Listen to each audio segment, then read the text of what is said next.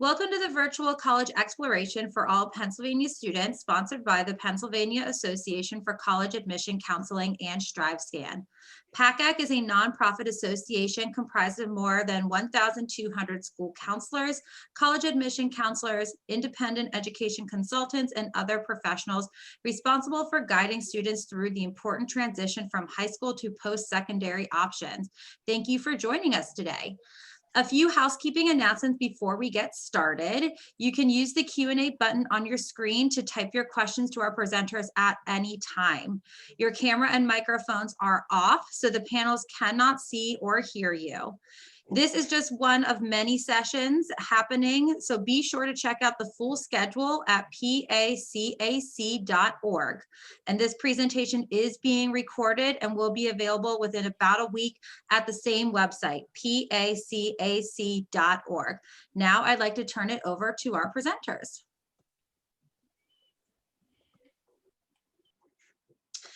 Hi everyone, thank you so much for joining us. This is a presentation about studying in the UK, the new normal. There are 4 universities present today. You have the University of Essex, Cardiff University, University of Sussex, and University of Manchester. So today, welcome to the presentation. It's all about how universities have adapted in the UK and what we are doing to keep our students safe. So first of all, we will introduce ourselves to you, and then we'll look at how universities in the UK responded to the pandemic and how we have prepared for a new normal. We'll then explore student health and well-being more broadly at universities and looking at how students are supported. Followed by some reasons why you might want to think about studying in the UK or why it might be a good fit for your students. We'll go over the application process as well, provide some top tips for you and a brief overview of the timeline, including some key dates. And then we'll tell you a little bit about each of our universities and institutions. Please do feel free to ask questions as we go along. We'll do our best to answer them throughout, and obviously we'll have some time at the end for some questions, to answer your questions, I should say. So just a brief introduction. My name's Emma. I work at the University of Essex. Hi, I'm Rachel and I work at Cardiff University in Wales. Hi, I'm Kasia. I work at the University of Sussex down on the southeast coast of the UK. And I'm Raluca, and I work at the University of Manchester in the north of the UK.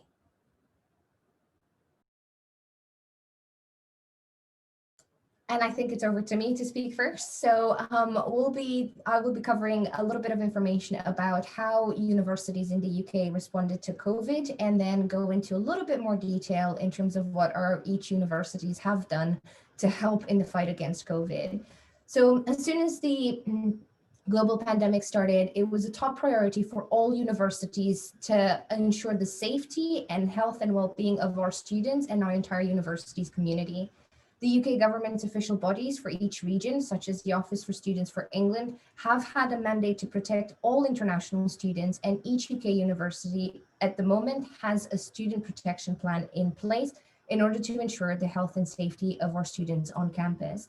Universities in the UK are actually supporting the national effort, providing skilled workers, equipment, and contributing to research as much as we can overall in the fight against COVID. Our university's response to COVID has been varied and across various disciplines, providing expertise for the local governments and the national government to help curb the effects of COVID-19 in the UK. Cardiff has been committed to working with government and with communities and healthcare services to respond to the COVID-19 pandemic. And that has involved increasing medical and healthcare worker capacity by fast-tracking final year medical and healthcare students to be available to support frontline NHS teams. NHS stands for the National Health Service in the UK. So you can understand that Cardiff has been facilitating the access for frontline workers in our hospitals and in our clinics to help with treating and diagnosing COVID-19 amongst the UK population. Their extensive community and research expertise has actually allowed Cardiff to contribute in numerous ways, including researching methods for faster test processing, and they've also established a large coronavirus screening service for staff and students on their campus. On a different side of the problem, the University of Essex, which is home to the Institute for Social and Economic Research, has been actually helping with the analysis of the data that comes through for the COVID monitoring. They are lead partner in the UK data service, and they provide researchers with support, training, and access to the UK's largest collection of social, economic, and population data. Essex also plays host to the leading Human Rights Centre and the Institute for Analytics and Data Science, both of whom are closely involved in responding to the COVID-19 research agenda, including advising and guiding the UK government on the first response to COVID-19 crisis. The University of Essex academics were amongst the first group of researchers to actually be requested to advise on UK government policy and first response to the crisis. The University of Manchester's expertise in data science, maths, and computer modeling has actually been used to help identify and track patients with symptoms to identify those who are deteriorating and who need more intensive intervention at an earlier stage. The collaboration between the University of Manchester and the National Health Service Trust will use routinely collected patient data updated throughout the day to allow early escalation of patients for more active treatment. The university is also currently in discussion with various manufacturers who are developing vaccines to prevent COVID-19. And this approach and population-based tracking of patients will actually help support rapid recruitment and readout of results for any future vaccination trials, so then they can be used as soon as possible. Last but not least, Sussex as a university is actually providing as much help as possible to address the challenges in the coronavirus pandemic. They've established a task force to coordinate the university's efforts to tackle the coronavirus, and the task force is actually helping in the best way possible with the local, as the university, as well as the regional efforts. The group, part of the task force, considers requests for support and helps to ensure that resources are directed where they're most needed. They've created 3 working groups to begin with: manufacturing personal protective equipment for NHS staff and key workers, helping with national efforts to test for COVID-19, and coordinating coronavirus-related research. Sussex has a wide range of expertise covering many topics associated with COVID-19, and their researchers are sharing the knowledge to help build an understanding of the pandemic and impact on communities. So as you can see, our universities, together with the higher education community in the UK, is trying to do their best to help with the efforts, whether that's supplying equipment, helping in research, or using their expertise in, to track and record what's going on and with the viruses, and to predict what the situation will be in the future to help advise the local governments and the national government on how to deal with the pandemic. In terms of where we are now, we have loads of safety measures on our campuses for students. We have enhanced cleaning and sterilizing regimes. All our universities are currently teaching in a blended mode, which means that they're teaching both online and in person. Social distancing rules are applied in our campuses in line with the UK government guidance, and we have one-way systems and signage in key locations to help students move around campus as safely as possible. We're offering training and testing on our campuses as well, or in the doctor surgeries on campus. By doctor surgeries, we mean the general practitioner's office that international students and local students are required to register with once they arrive on campus. Overseas visitors to the UK, including Tier 4 international students, are not charged for any of the testing or treatment of coronavirus should they need to undertake such treatment once they arrive. So we're doing our best with our safety measures on campus to make sure that our students don't feel too affected by the current situation. Now, I will be handing it over to my colleague, Emma, to talk about getting prepared for a new normal. Thank you, Raluca. Yes, so this is a little bit of information about how we have prepared for a new normal. So our approach to teaching is much more flexible, but it's not just our teaching as well. It's our admissions, our arrivals, students that have joined us in September and October. The orientation process as well is much more flexible. So we have adapted. We know that this won't just have affected those students that are starting in 2020. Students starting with us in 2021 would also have been disrupted by classes being cancelled, having to get used to a new way of learning, potentially a blended learning as well in school, and also the possibility of tests being cancelled. So we're trying to be as flexible as we possibly can. One thing just to note is that all the universities that are presenting in this presentation are not going test optional for 2021. Rachel will touch on this a little bit more, but it's important to note that we are being extremely flexible with our approach to admissions, given the situation.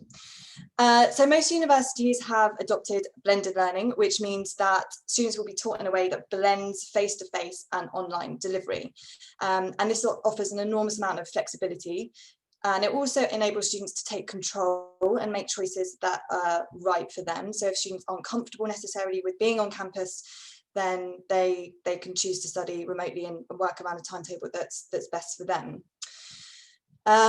This year we have had to adapt and make changes to our events on campus. So our Students' Union have been very busy and put together programs so that it doesn't matter necessarily if students are on campus, they can still take part and be involved in events that are on campus remotely and online.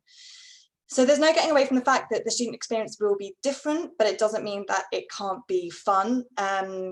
As I mentioned, students' unions have been putting together programs, organising Netflix parties, virtual open mic nights, yoga and fitness classes. There have been some sporting challenges that have all been happening remotely and on social media. So students can still participate, whether or not they're on campus, in person, or online, remotely.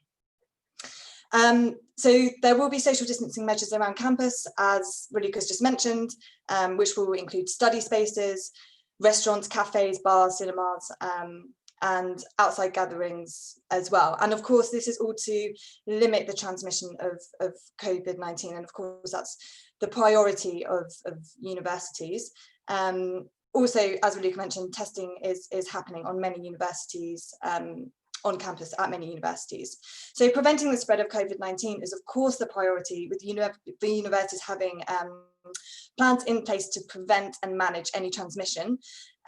So for example, at Essex, we've got temperature screening, random temperature screening on campus, as do many other universities.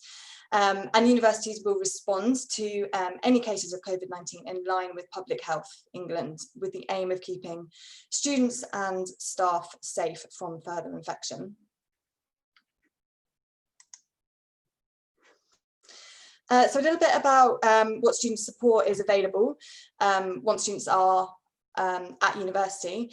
This is something I really like talking about because I think that there is an enormous amount of support to students at a university once they're on campus. So one of the things I always say is to speak to us. So obviously we're representatives of universities, and we're here to hear from you. We want if you've got any questions at all, please do feel free to reach out to a university representative and arrange a call with us, or chat with us over email or WhatsApp, whichever platform you prefer, because we want to help with your decision making and any questions that you have. And I'll be the first to admit, I don't always know the answer, but there will definitely be someone at my institution that does. So at the very least, we'll be able to point you in the right direction. You'll find that there are lots of different outlets where students can reach out if they need some help. So universities will offer workshops, counselling, there's chaplaincy, faith support, and welfare officers as well that work for universities. So these will offer, so many of these will be offered internally, like workshops, like a dealing with worry workshop, that kind of thing, for example. And then other outlets will be offered externally. So universities will often work in partnership with organisations that offer professional counselling that students can take advantage of. Every university will have a student union, and the SU protect and represent students. Students can turn to their student union for support. And what's great about the SU is that it's completely confidential and separate to the university. So many of these outlets are separate to each other, So for example, you can go to your personal tutor if you wanted to go to your department directly and speak to your tutor, but if you felt like you had a problem and you actually didn't want to go to your tutor, then you can also go to the SU and ask for them for independent advice and support. Something that's really important to mention is that despite the transition from face-to-face teaching to blended online learning, is that the quality of the teaching has not been jeopardized. So in most cases, students are able to study around a schedule that works for them, with plenty of flexibility being offered to accommodate students learning in different parts of the world, and students have resources to access any material that they've listened to, so lectures, seminars, that kind of thing. They can access that material and listen to it again. And also, as Raluca mentioned in one of her previous slides, international students have access to the NHS. So when students are applying for their visa, they can apply for they can pay for their immigration health surcharge, which will enable students to have access to the NHS, just like I do. And international students also have access to, wouldn't have to pay for COVID-19 treatment or testing as well. So a little bit about mental and physical well-being during COVID-19. So many of these services are actually available to students anyway. They've just adapted slightly or enhanced to provide additional support during COVID-19. So online fitness classes are available to encourage a positive mental and physical health. So many fitness classes students can take part in, whether or not they're on campus or remotely, they can participate. Some universities have gyms on campus, and they're opening if they're not already open, and students can start booking time slots, and care is taken to make sure that gyms are clean and hygienic and fit for purpose. So at Essex, we've got a system where students can book a gym slot in advance. So things have changed slightly, but it's still possible to use the facilities and take advantage of what's on offer. Socially distanced on-campus activities, mentioned some of those already, like Netflix parties, online quizzes, and student support services are very much available. So things like Nightline, where if students have any concerns in the night and they want to speak to someone, then they can call out a Nightline service. Counselling is available, live chat, and there's plenty of self-care advice as well for students to give them some tips and strategies if they're feeling particularly anxious. Residence Life is a great resource as well. So if any students want some assistance in their accommodation, then resident assistants are there to support students in their accommodation. And also during quarantine, for example, they've been there to support with grocery shopping and delivery. There are also some funds available for students that are in particular financial difficulty. So I really encourage students to take a look at what funds might be available at different universities in case they're concerned about their finances. And lastly, as mentioned, there's additional disability support and 24/7 contact with universities throughout the COVID-19 crisis. So obviously we understand that students need support, and it's been made available 24/7 at many universities for students to take advantage of. And I think I'm handing over to Kasia now. You are indeed. Hello, everyone. I hope you're enjoying the presentation so far. So I'm going to move on from sort of COVID-based things. I'm sure we've heard enough about it for now, and actually talk about why studying in the UK might be a good option for you as a university choice. Now, I think it's fair to say that the UK is largely, along with the US, being held up as the international standard bearer of education. And there's a number of reasons for that. As a result, we are one of the world's leading destinations for international students. So the UK sees a huge number of students coming from overseas, whether that's from within the European Union or further afield, every year. So with that, you get a real international flavour to your degree as well. You'll find lots of diversity within our campuses, and gives you a great experience, not only to meet people from the UK, but also from people elsewhere in the world, which is a really valuable experience to enhance your academics, of course, but also your experience of university. One of the real benefits of studying in the UK is the majority of our undergraduate degree programs are 3 years long. So we've got one less year to do than you guys have in the US. The reason for that is we don't require you to take any general educational requirements. So we go in with a sort of expertise mindset. We get you studying your degree program that you are committed to from day one, rather than having to take classes and things that are frankly not relevant to what your studies, or things that you don't actually excel in, for example. So I'll give you an example of myself. I was an American history major at university, and if I'd had to take classes in maths, it would have been terrible, because I'm absolutely terrible at math. So we really go for the expertise level. You get to study something in a much more granular detail than you ever have done before, and really give you that solid subject knowledge to progress on even into further study or into the world of work. Now, obviously, because our degrees are 3 years long, it tends to be a cheaper experience anyway, but also our tuition is really competitive. And we all have heard the sort of horror stories of the prices of studying in the US, and we don't offer the same experience in the UK. Most of us will be looking at offering tuition probably less than in-state tuition, if not on par. And obviously, if you're considering going out of state, we are then come into play financially as well. So if you're financially conscious and you're wanting a shorter experience combined with cheaper tuition, the UK could be a great fit for you. Although we don't offer general education within our degrees, the majority of us will offer a great deal of flexibility for you to sort of branch into different areas within your programme or within the wider university as well. We offer a system of what we would call single honours programmes. So that's where you will take one subject only. So just history, just business, just biology.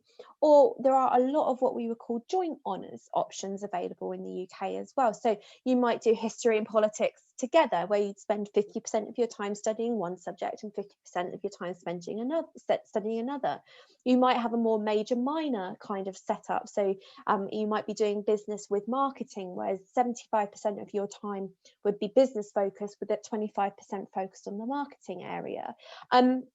So you get that highly specialised degree knowledge in both subject areas as well. So that can be really good for you. A lot of people will, a lot of universities will, us all included, would offer you flexibility within those degrees to explore other areas of subject knowledge as well, particularly in the sort of arts, humanities and social sciences programs, where there's less what we would call core modules, and give you a bit of optionality in there as well. So you might be enrolled in, say, international relations, but you might want to take the odd law module or business module, or sort of more global studies focused things, or even a language alongside. So academically, the UK is going to give you lots and lots of different options to enhance your studies.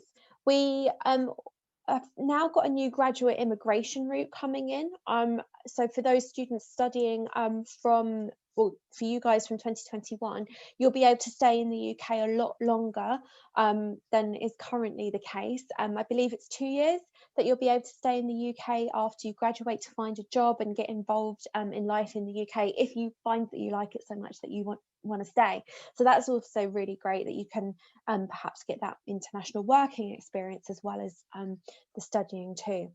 We also have a really high completion rates of our degrees, which is something that isn't necessarily the case in the US. So on average, 94% of students graduating from UK universities will graduate on time within that 3-year time period, and get moving with their life after that.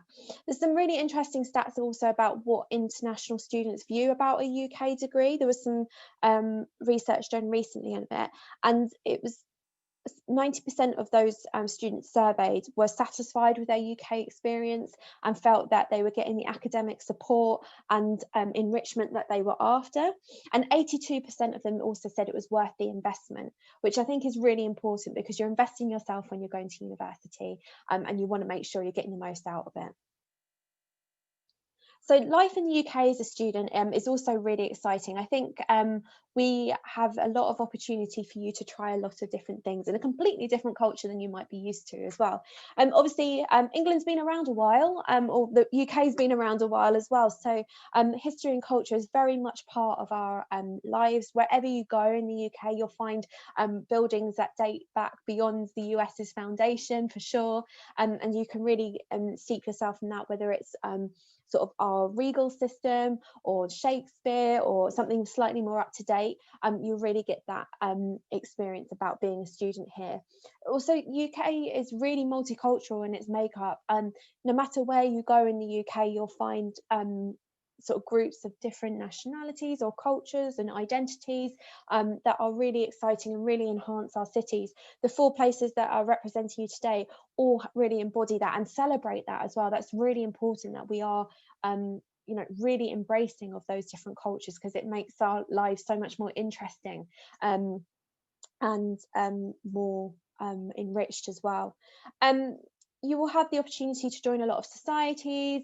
We've talked about those a little bit already. Obviously, it's a bit different at the moment, but under normal situations, you'll have a lot of chance to get involved in extracurricular activities. And then student discounts are also a really good benefit of coming to the UK. Most places will offer them as an option for you to whether it's discount on your shopping, food, restaurants, whatever, train tickets. You'll have a whole abundance of different funding there for you as well. So just to finish up with my section on employability, so obviously we really do recognise that the majority of people come to university because they feel it's going to enhance their career prospects. And in that survey that I referred to a couple of slides ago, 83% of international students surveyed in that survey reported that their qualification they got from a UK university helped them get a job in their home country. So that's really important as well. We offer a lot of career enhancement opportunities through your degree too. So the majority of us will offer what we call industrial placements year. So it's where you take a year out of your degree studying to go and work in industry, whether it's something that's directly related to your degree program or something that you intend to go on to do after you graduate. All of us also offer volunteering and work experience opportunities, and we'll have fantastic career services on campus to help you find those opportunities as well. And those career services provide really great career support as well. I think for most of us, you will be able to use those services after you graduate as well. That's certainly what I did when I graduated 18 months down the line, and definitely needed that help and went back to my university to get that support from them. And then there's a whole sort of enhancement side that comes with employability as well. So yes, you might be taking your degree program to reach a specific goal, but there's other things that really can make you appealing to an employer, particularly things like study abroad. I studied abroad as part of my degree. I've been to many an interview since the graduating, and I always get asked about my study abroad year because it makes me interesting. It makes me seem different to the other candidates that they've got there. So it's definitely something to consider there. A lot of our programs as well offer professional recognition or sort of industry approved, particularly in like business programs, psychology as well. So yeah, I will pass over to Rachel, who I believe is going to talk you through the application process to UK schools. Thanks, Kasia. So now that Kasia's convinced you why you should consider the UK as a study destination, I'm going to talk to you a bit about the process and how you can actually apply. So universities in the UK accept applications through something called UCAS, which is the University and Colleges Admissions Service.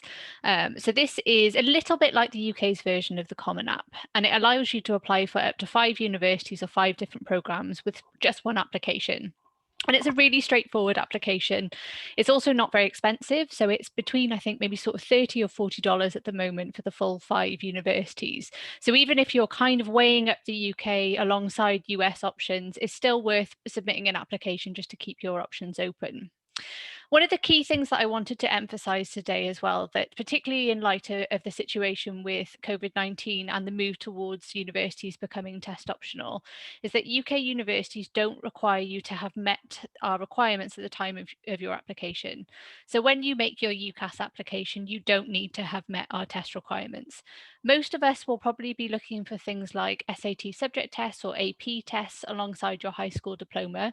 We'll also accept the International Baccalaureate or A-levels if you are able to study those, but we don't expect you to have taken those tests when you apply. So it gives you that opportunity then to apply now and register for the tests.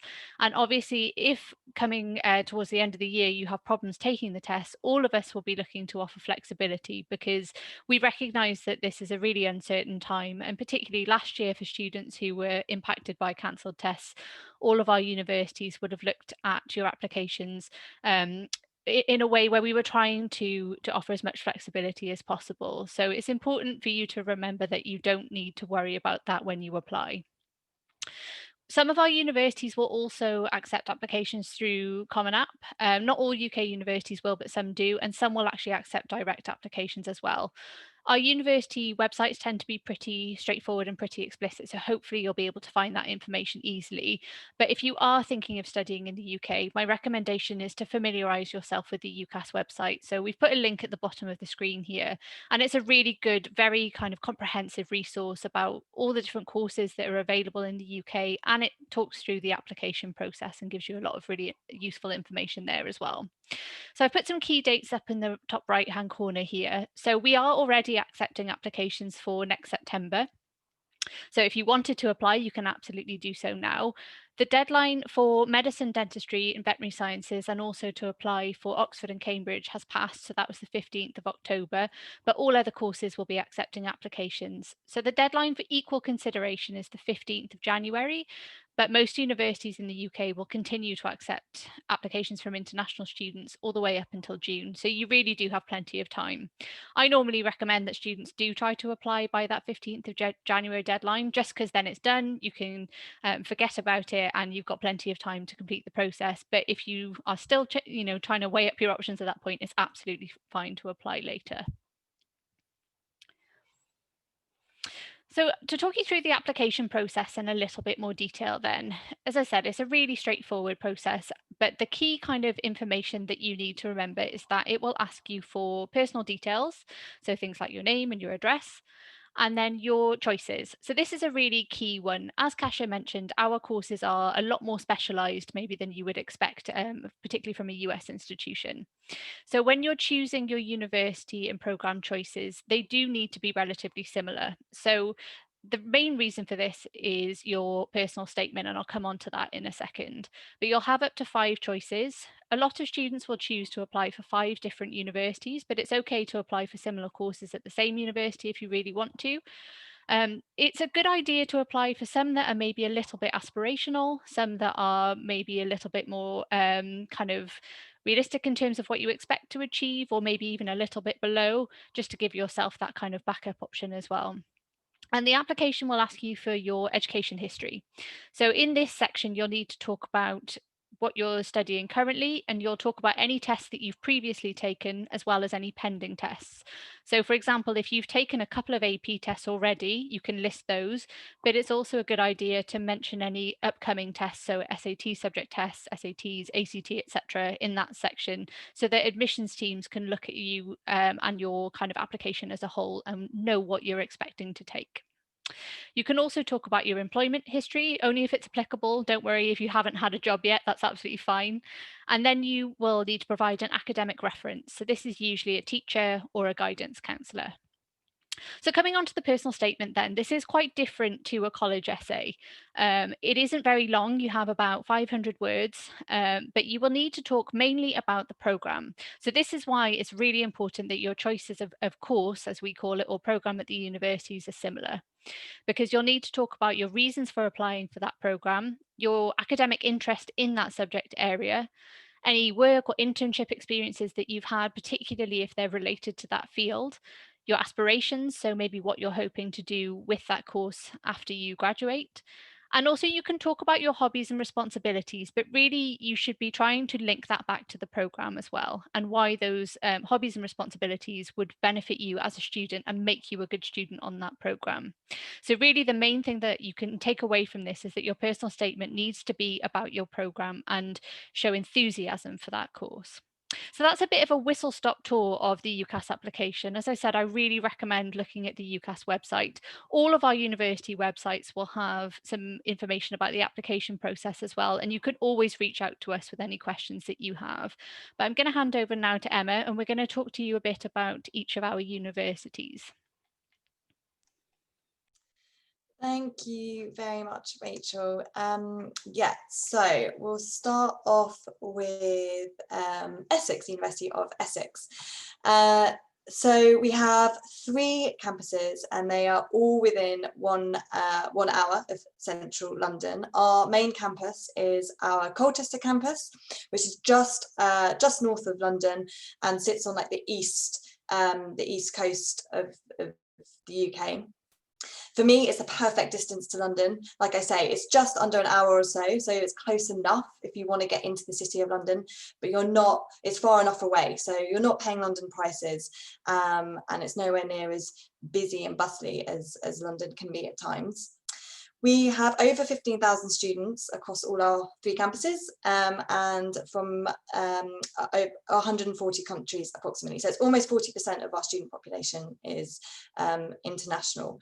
We're ranked 4th in the UK for our international outlook, and that's probably my favourite thing about Essex. It really is an international community, and it's not just our students that are from all over the world, it's our staff as well, and it's really reflected in our curriculum and our teaching too.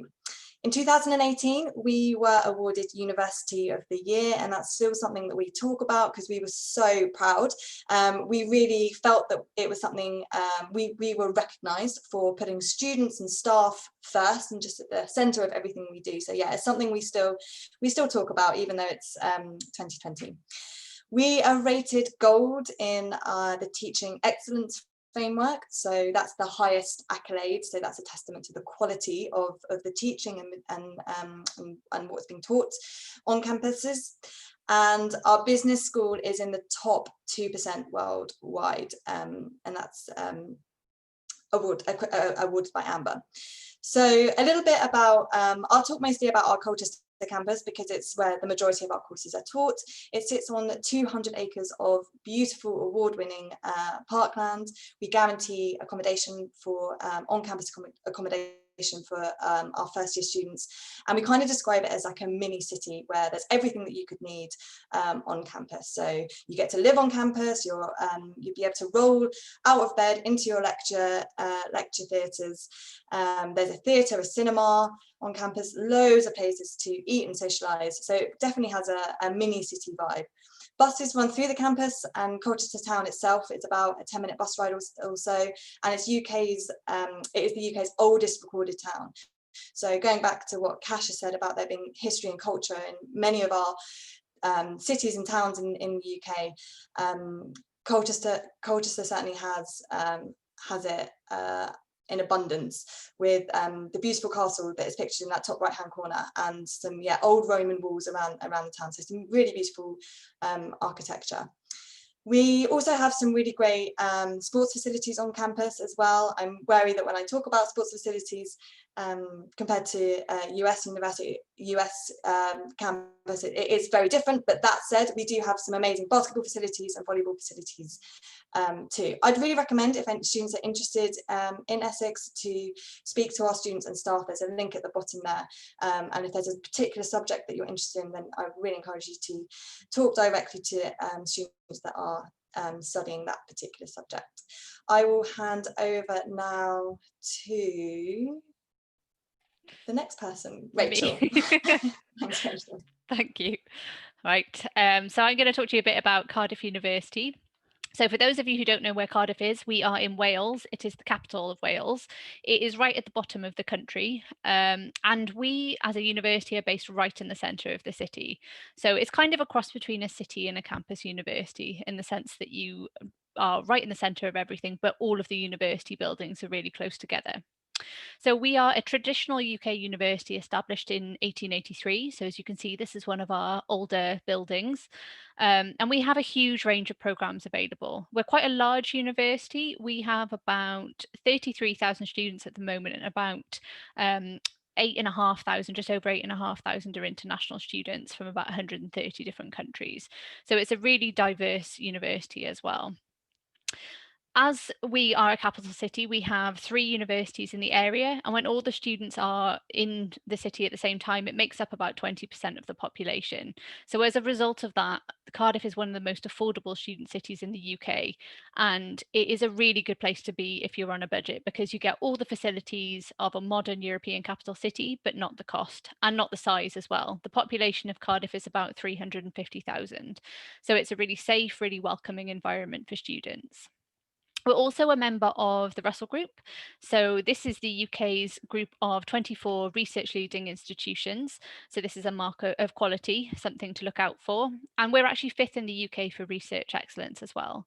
Some of our best known programs and kind of particularly popular programs with US students are our journalism courses, our bioscience programs. We also have really good schools of architecture and medicine.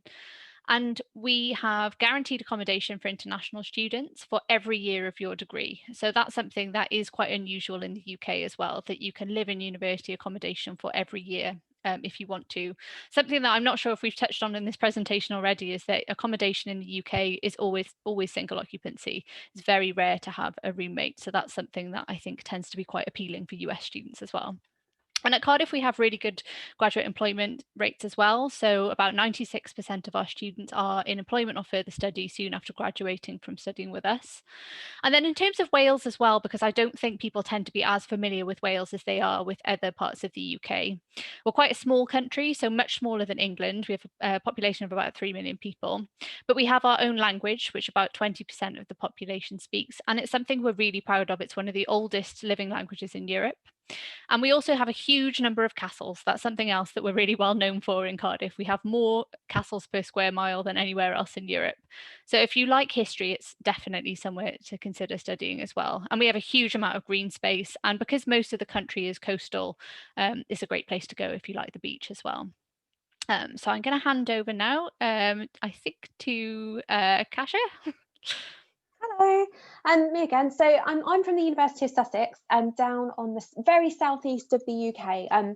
If you draw a line from London to the sea on the map, you'll get us. We are a traditional campus-based university. Everything is in one space. All of our accommodation, our teaching buildings, our extra facilities, our social life, it's all there for you. So you have that really lovely community feel. We are very lucky with our location as well. We're actually the only English university that's set in a national park. So if you like the outdoor space, it's fantastic for going on lovely walks, or if you're more adventurous, trying something like parasailing, paragliding, for example. So yeah, campus is fantastic. We're particularly well known for our development studies programs. So we're actually ranked first in the world for that, and we have been for the last 4 years. The year we missed out to Harvard. So I think that's pretty good company to be keeping. So we're really proud of that. Other areas of strength for us are sort of business law and the social sciences. Also our biosciences are particularly good too, and with excellent research going on in those areas. And we're typically just a largely good university. We're top 160 worldwide. So that gives you an idea of what sort of standard we're working at. We're about 17,000 students, so a mid-sized British university that's got a good number of international students as well. And we've really tried to focus our learning on interdisciplinarity, so giving you that opportunity to learn from multiple sources and across multiple subject areas. The other thing that brings people to Sussex is our location. So we are really lucky to be able to offer a campus environment, but having an amazing city really close by. And the city of Brighton and Hove is one of the best places to live in the UK. I'm totally biased in that because it's where I grew up, but it is. It's a really vibrant city, very diverse, and I hate the word, but it's very, very hipster. There's lots of men with tattoos and man buns around, and it's really fantastic to have 3 different elements of very near the university, of having a beachside location with a campus environment and beautiful parkland, but also a fantastic city that's going to offer you all the arts culture that you'd ever like. And so that's really quick. I'll pass over to Raluca to give her a chance to talk about her university. Thank you, everyone. Coming to the end of our presentation, so I'm just going to talk a little bit about the University of Manchester. So the University of Manchester is Britain's largest single-site university, and we were established in 1824. We have a proud history of innovation and world firsts. We're ranked 27 in the world, and the University of Manchester is home to over 40,000 students from over 160 nationalities. We're proud to welcome over 10,000 international students on our campus, which makes us one of the most international universities in the UK. The University of Manchester can claim 25 Nobel Prize winners amongst former staff and students, and it's where the atom was first split, the world's first stored program computer invented, and graphene discovered. Manchester has an international reputation for research, the widest range of undergraduate and postgraduate degree programs in the UK, and it's actually the most targeted university by UK's top 100 graduate employers. The University of Manchester is also very proud of its alumni community, with over 500,000 alumni from 190 countries. As a university, we are quite old. We do look a little bit like Hogwarts, which is something that I'm quite happy to mention to everyone. And we're also part of the prestigious Russell Group as a university, as a research-intensive university. And I know we need to end our presentation now, so if you have any questions, please feel free to put them in the Q&A section. If not, myself and my colleagues, who are probably going to turn their cameras on in a second as well, will be more than happy to email you with more information and additional questions that you might have after the presentation is over. So hopefully we've made it on time.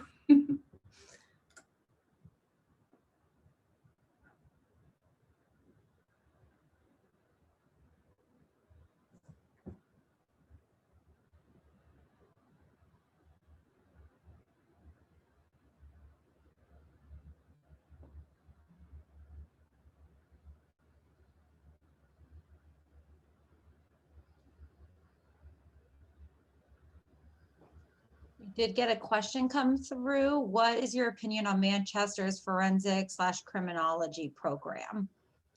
That is a wonderful, wonderful question. For the University of Manchester, our criminology program is ranked top 15, I believe, in the world, and they have a lot of practical elements to the program. So if you're combining psychology or sociology with criminology, then you have a lot of options for practical experience. And also you will be finishing your program with a research dissertation that you are expected to produce as your final year project. So hopefully that gives you enough information in the limited time that we have, but please feel free to take a screenshot. Oh no, the screen is gone, but hopefully you've managed to take a screenshot of our contact details, and you're more than welcome to email me to discuss this further. Great. Well, thank you everyone for joining us. When you close this window, there will be a link to a very quick 4-question survey. So we'd really appreciate any feedback that you can provide. Again, this is just one of the many sessions that are being hosted. And another reminder, this session was recorded and it will be up on the PACAC website within a week. So again, you can go to pacac.org to view the recording, as well as to sign up for any additional sessions. So thank you all for joining us, and thank you to our presenters for all of their information today. Have a good rest of your day.